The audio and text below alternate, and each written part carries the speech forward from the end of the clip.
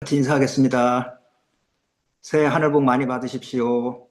새해 하늘 복 많이 받으십시오. 받으십시오. 예, 우리나라는 참 복된 나라입니다. 참 좋은 것 같아요. 새해 인사를 두 번씩 할 수 있습니다. 한 달 전에도 새해 복 많이 받으세요 인사했는데 오늘도 또 그렇게 인사하게 된 것 같아서 참 감사합니다. 하나님은 여러분을 사랑하십니다. 여러분의 가정이 위기를 맞아도 여러분이 하나님을 사랑하고 신뢰한다면 하나님은 여러분의 가정을 지켜주십니다.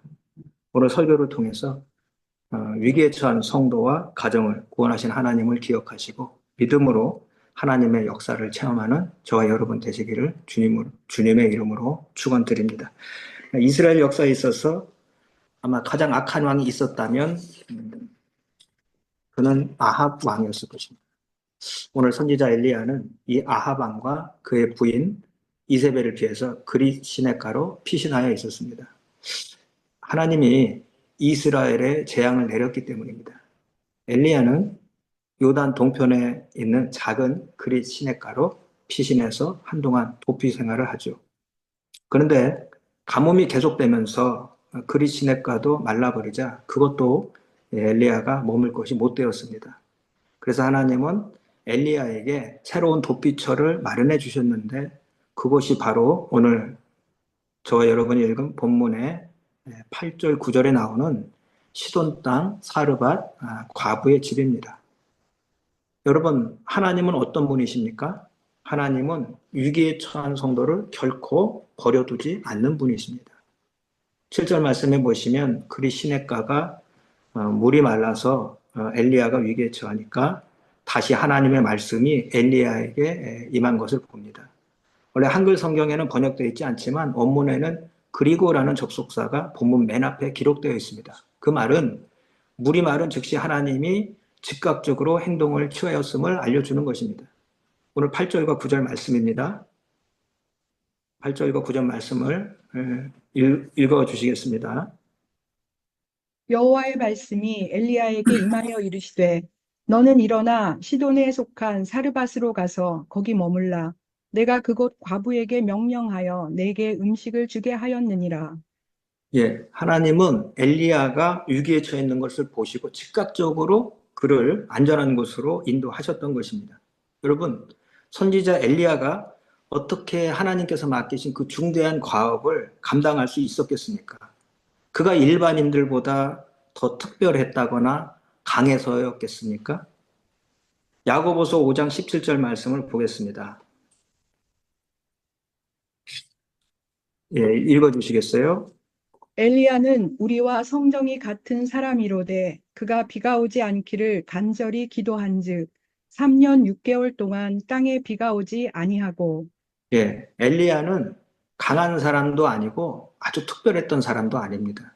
우리와 같이 연약했던 사람이었지만 기도의 사람이었고 하나님을 의지했던 사람입니다. 3년이 넘는 엄청난 기근 속에서 줄이지 않고 먹을 것과 쓸 것을 어떻게 공급받을 수 있었겠습니까? 하나님을 의지하는 엘리야에게 하나님이 적시에 필요한 도움을 주셨기 때문입니다. 여러분 꼭 기억하시기 바랍니다. 하나님은 위기에 처한 성도를 절대 버려두지 않습니다. 이스라엘 백성이 이집트를 탈출할 때 위기를 만나죠. 앞에는 홍해바다가 있고 뒤에는 이집트의 특수부대가 추격해 옵니다. 탈출은 고사하고 이제 홍해바다 앞에서 다 죽게 되었구나 생각하고 있을 때 모세가 이렇게 얘기했습니다. 출애굽기 14장 13절 말씀입니다. 모세가 백성에게 이르되 너희는 두려워하지 말고 가만히 서서 여호와께서 오늘 너희를 위하여 행하시는 구원을 보라. 너희가 오늘 본 애굽 사람을 영원히 다시 보지 아니하리라. 아멘. 홍전 등하와 같은 위기를 만났지만 하나님은 자기 백성을 구원하시는 것입니다. 우리가 아무리 어렵고 힘든 상황이라 할지라도 성도가 위기에 처하면 하나님은 구원하십니다. 여러분의 가정을 보호하시고 여러분의 필요를 채우시는 분이 하나님이십니다.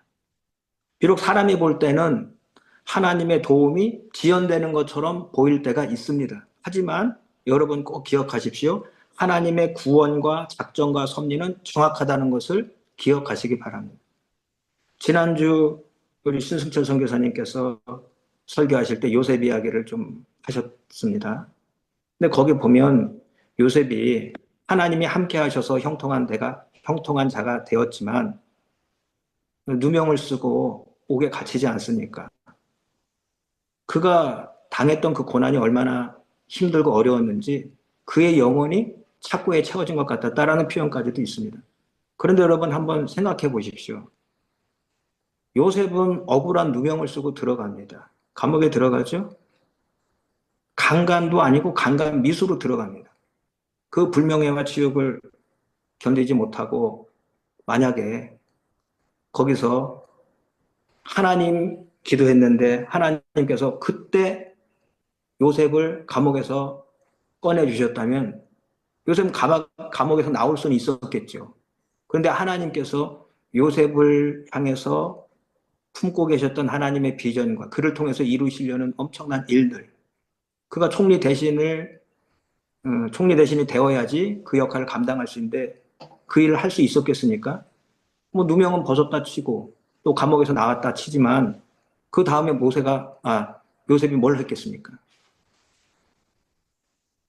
우리 생각에는 그때가 하나님께서 구원해 내셔야 할 때라고 생각할 수도 있지만 하나님 입장에서는 아닌 것입니다. 하나님의 정확한 때가 있습니다. 하나님의 구원과 작정과 섭리는 정확하다는 것입니다.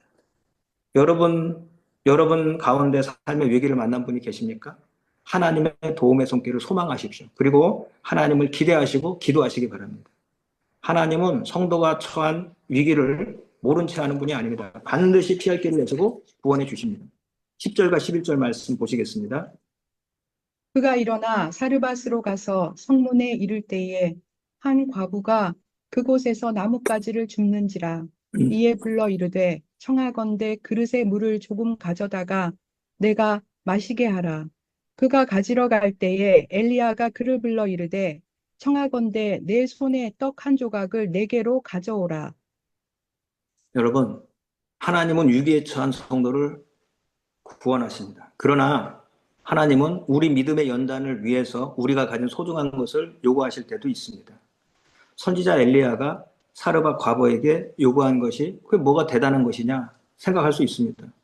물 한 잔 달라는 거, 떡 한 덩이 달라는 거, 그게 뭐가 대단한 것이냐 생각할 수 있지만 그러나 이 사르밧 과부가 처한 상황을 보면 그것은 아주 소중한 것이었습니다.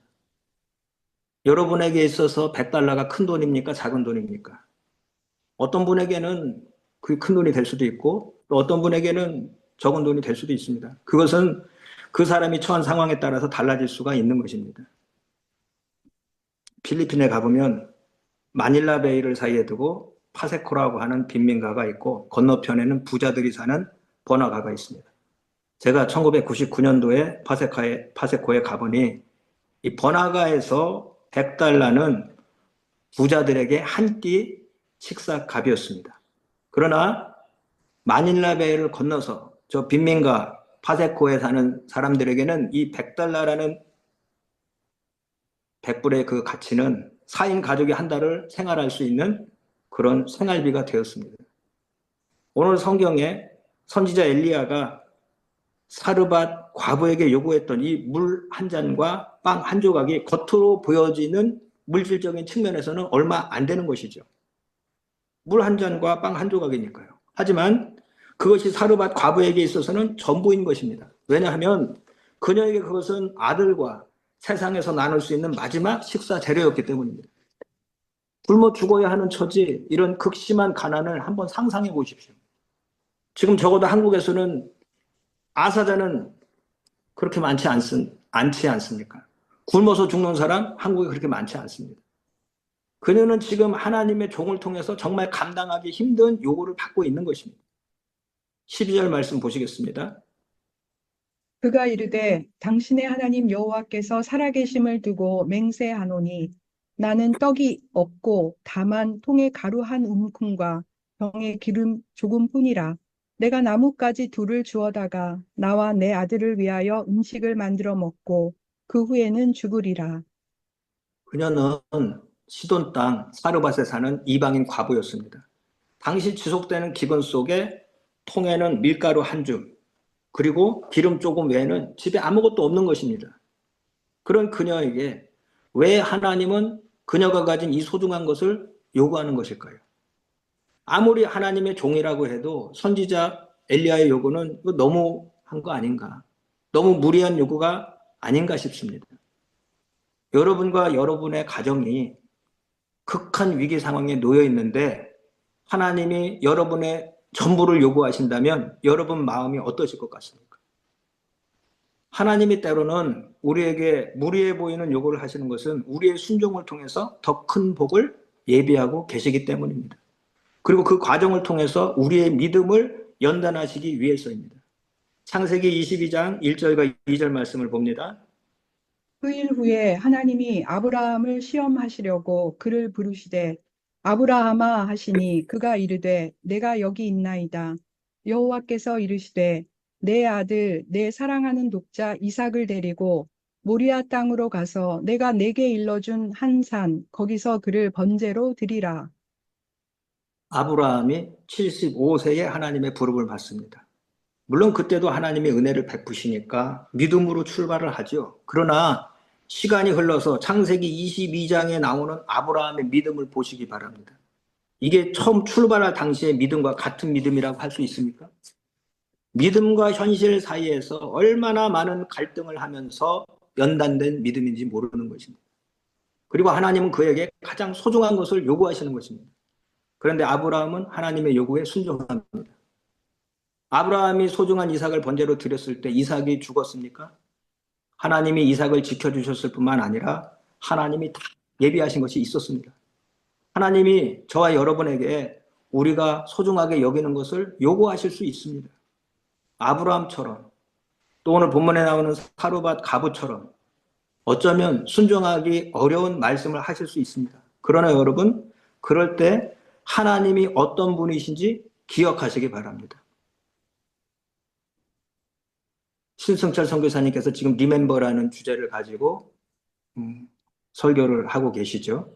하나님의 기억도 있지만 우리가 기억해야 될 것도 있습니다.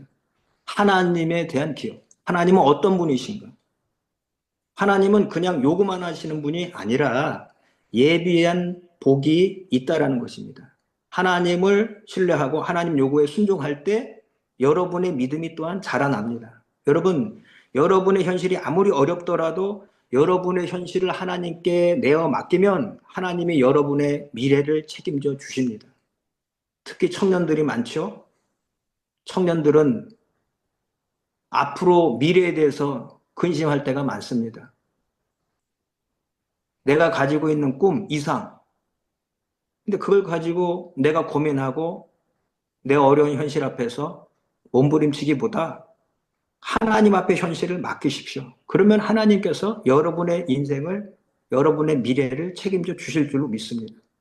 13절과 14절 말씀입니다. 엘리야가 그에게 이르되 두려워하지 말고 가서 내 말대로 하려니와 먼저 그것으로 나를 위하여 작은 떡 한 개를 만들어 내게로 가져오고 그 후에 너와 내 아들을 위하여 만들라. 이스라엘의 하나님 여호와의 말씀이 나 여호와가 비를 지면에 내리는 날까지 그 통의 가루가 떨어지지 아니하고 그 병의 기름이 없어지지 아니하리라 하셨느니라. 여러분 이 말씀을 한번 잘 생각해 보세요. 나를 위해서 작은 떡 한 개를 만들고 내게로 가져오고 그 후에 너와 내 아들을 위해 만들라 그랬어요. 그 후에 만들 게 있습니까? 마지막 남은 그 재료로 나에게 갖고 오면 뭐가 남는다고 뭘 가지고 그 후에 너와 내 아들을 위하여 만들라는 것입니까? 여기서 중요한 것이 있는데 14절에 하나님 여호와의 말씀입니다. 떨어지지 아니하고 없어지지 아니하리라 하십니다. 하나님의 말씀이 곧 현실이 되는 것입니다. 우리 눈에 보이고 피부로 느껴지는 현실은 그 후에 너와 내 아들을 위하여 만들 것이 없는 것이 현실입니다. 그런데 하나님의 말씀은 떨어지지 아니하고 없어지지 아니하리라 선포하고 있는 것입니다. 지금 선지자 엘리야가 뭘 하고 있습니까? 하나님의 약속의 말씀을 전달하는 것입니다. 죽음을 앞둔 현실에 있는 사르밧 과부에게 하나님의 구원의 약속을 하고 있습니다. 구원 약속을 전하는 것입니다. 여기서 중요한 것은 약속에 대한 믿음입니다. 엘리야의 믿음, 사르밧 과부의 믿음, 결국 하나님의 약속에 대한 믿음이 우리를 구원으로 인도하는 것입니다. 당시 시대 상황을 생각해 볼 때 하나님의 백성이라는 선민 이스라엘이 지금 하나님을 믿고 있는가? 하나님을 신뢰합니까? 이 당시에 이스라엘은 이미 바알과 아세라 공화국이 되어버린 상태입니다. 이 다음 장을 보시면 이제 앞으로 850대 1이라는 전무후무한 영적인 전투를 엘리야와 바알과 아세라 선지자가 벌입니다. 하나님의 선지자는 다 핍박받고 잡아 죽이고 하나님의 백성 선민이라는 이스라엘이 여호와를 하나님으로 섬기지 않고 세속화되고 혼합신앙을 넘어서서 아예 그냥 바알과 아세라를 섬기는 우상공화국이 되어버린 상황입니다. 그런 상황에서 여기는 지금 어디냐? 시돈입니다. 시돈은 이세벨의 고향이요. 바알 숭배의 중심지인데 그곳에 사는 이방인 과부가 하나님의 약속의 말씀을 믿고 행동으로 옮기고 있다는 사실입니다. 하나님의 약속의 말씀을 붙드는 자에게 구원이 임합니다. 그것은 민족을 넘어서는 일이죠. 선민이든 이방인이든 그것은 중요하지 않습니다. 여러분, 시키는 대로 하는 것도요, 믿음이 없이는 못하는 거예요. 선지자 엘리야를 보십시오. 엘리야가 하나님께 말대꾸합니까? 하나님, 좀 내리실 만한 명령을 내리십시오. 제가 그래도 선지자인데 가오가 있지 않습니까? 쪼잔하게 말이죠. 차라리 벼룩의 간을 빼먹으라고 하십시오. 뭐 그랬습니까? 자기 생각으로 하나님을 판단하지 마시고 하나님을 신뢰할 수 있는 성도가 되어야 합니다. 아브라함이 말대꾸합니까? 아니, 이삭을 주실 때는 언제고 백세 주신 아들을 번제로 드리라니요. 언제 그랬습니까? 모세가 바로 앞에서 10가지 재앙 내릴 때 흙 뿌리고 지팡이 되는 일, 그것이 뭐가 어렵습니까? 5살짜리 꼬마 아이도 시키면 흙 뿌리는 일, 지팡이 되는 일 다 합니다. 하나님이 시키는 대로 해서 10가지 재앙을 내린 것이지 모세의 능력으로 모세가 내린 재앙이 아닙니다. 그런데 보십시오. 하나님이 시키는 것도 믿음이 없이는 못하는 겁니다. 때로는 목숨을 걸고 하는 것입니다. 모세가 이집트가 그리워서 놀러 갔던 게 아닙니다. 이집트 왕자 모세가 놀러 갔나요? 바로왕 앞에서 10번 재앙을 내렸다는 것은 하나님을 믿고 10번 목숨을 걸고 바로왕 앞에 섰다는 것을 의미합니다. 선지자 엘리야가 아무리 설득을 한들 사르밧 과부가 믿음이 없으면 순종하겠습니까? 사르밧 과부는 이방인이었지만 어떤 면에서는 이스라엘에서 찾아보지 못하는 믿음이 있었습니다. 그녀는 가장 소중한 것을 걸고 하나님의 요구에 순종하는 것입니다. 이렇게 비참한 현실이 있습니까? 이런 삶의 위기가 있습니까? 먹을 것이 없어서 당장 마지막 음식을 만들 재료로 먹고 아들과 함께 죽어야 하는 이런 처참한 위기. 사르밧 과부는 아들과 마지막 식사를 하고 죽으려는 찰나였습니다. 그런데 이런 비참하고 처참한 현실이지만 하나님께 믿음으로 내어 맡기면 하나님은 우리의 미래를 책임져 주시는 것입니다. 내일을 기약할 수 없는 절망적인 현실입니다. 엘리야 선지자라고 그걸 모를까요? 선지자 엘리야도 그런 가혹한 현실을 너무나 잘 알고 있었습니다. 왜? 그 집에 직접 가서 눈으로 다 보고 체험했으니까요. 엘리야가 자기밖에 모르는 이기적인 사람이었던 것이 아닙니다. 선지자 엘리야는 하나님을 신뢰하고 있었습니다. 지금까지 그와 함께 하신 하나님, 그를 보호하시고 인도하신 하나님, 하나님이 약속하셨지 않습니까? 구원해 주시겠다고, 도와주시겠다고 약속하셨습니다. 하나님의 약속을 믿으십시오. 신앙생활이 뭡니까? 하나님의 약속을 믿는 것입니다. 성경은 하나님의 약속입니다. 구약, 구원자를 보내시겠다는 약속. 신약, 그분이 성령으로 우리와 함께 하고 계시며 다시 오시겠다는 약속. 십자가 부활과 승천 이후에 그분이 성령으로 우리와 함께 하신다고 약속하셨지 않습니까? 그리고 내가 반드시 다시 오시겠다고 또 약속하셨지 않습니까? 하나님의 약속을 선지자 엘리야도 믿었고 사르밧 과부도 믿었습니다. 우리가 아무리 오늘의 현실에 집착한다고 해서 그것이 내일을 보장해 주는 일은 없습니다. 하나님을 신뢰하십시오. 믿음으로 맡기면 하나님은 우리의 현실 문제뿐만 아니라 우리의 내일과 영혼까지 책임져 주시는 좋으신 하나님이십니다. 여러분이 하나님 말씀에 순종하면 하나님의 역사를 체험하는 은혜가 있습니다.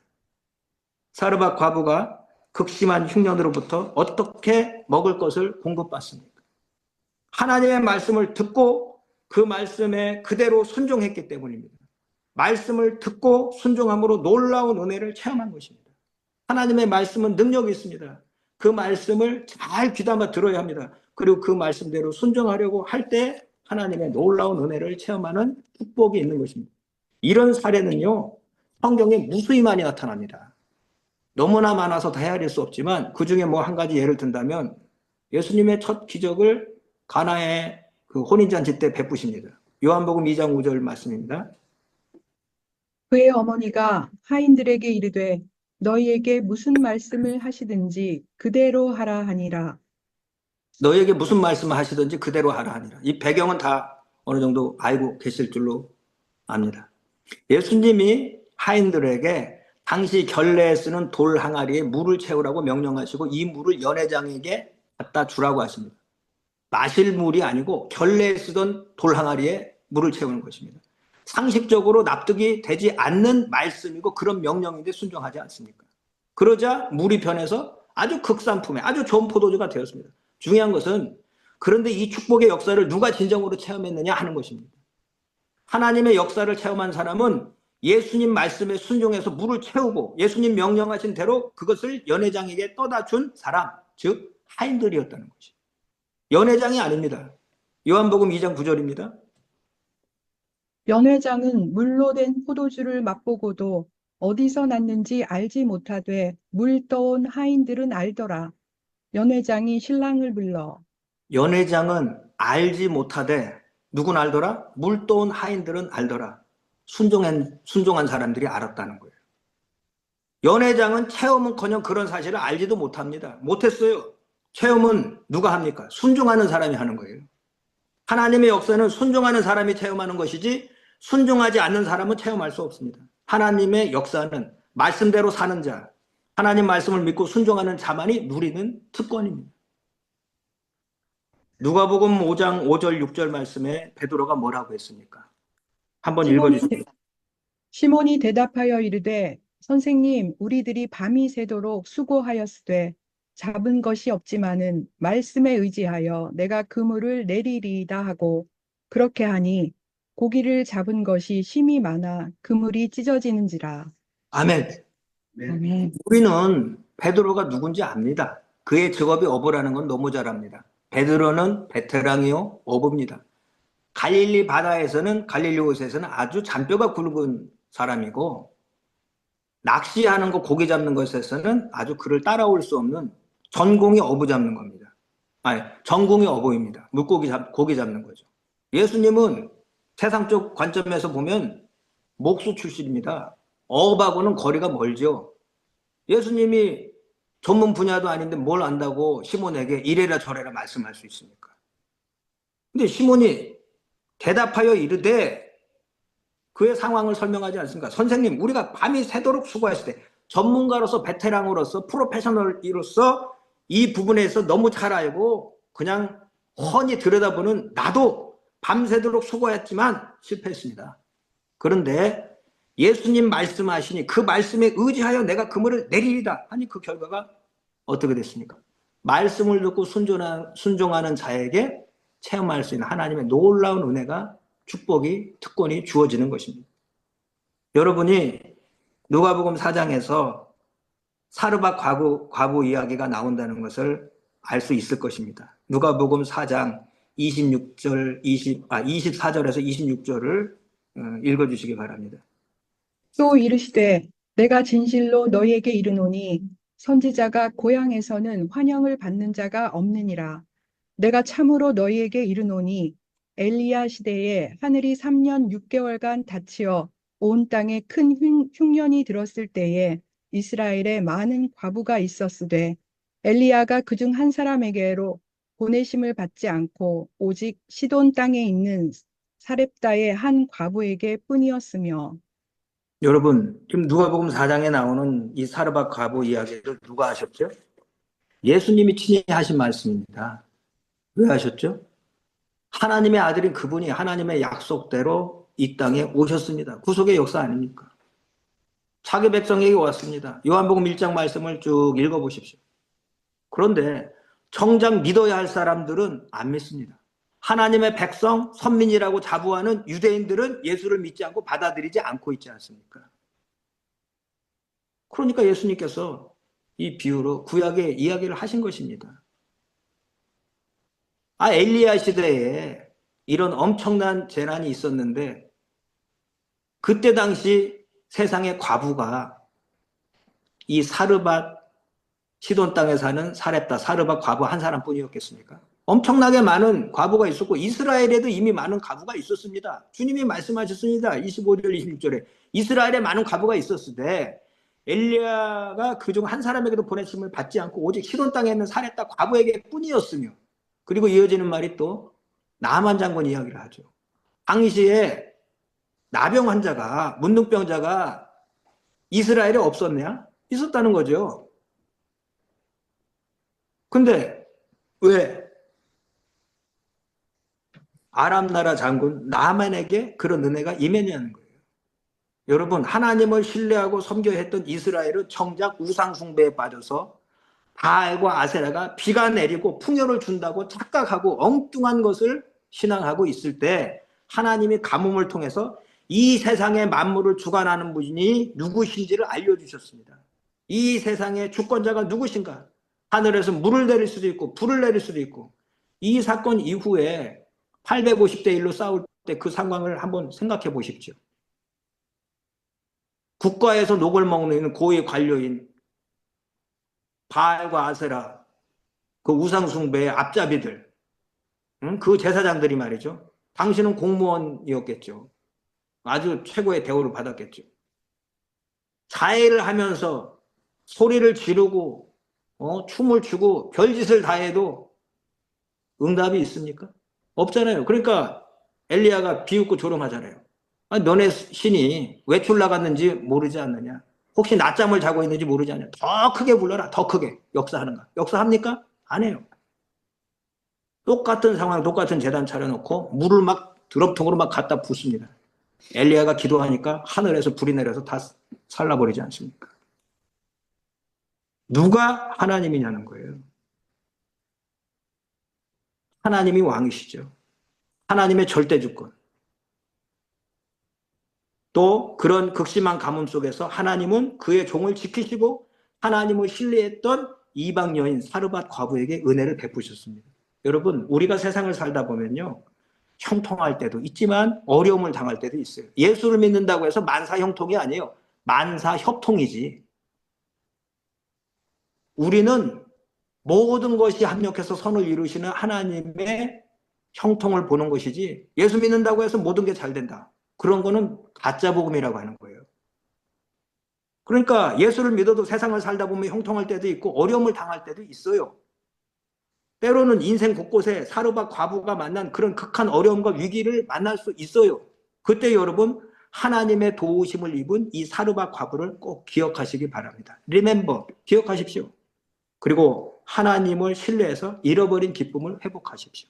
하나님의 말씀에 순종해서 하나님의 역사를 깊이 체험하시는 은혜가 저와 여러분에게 있으시기를 주님의 이름으로 축원드립니다.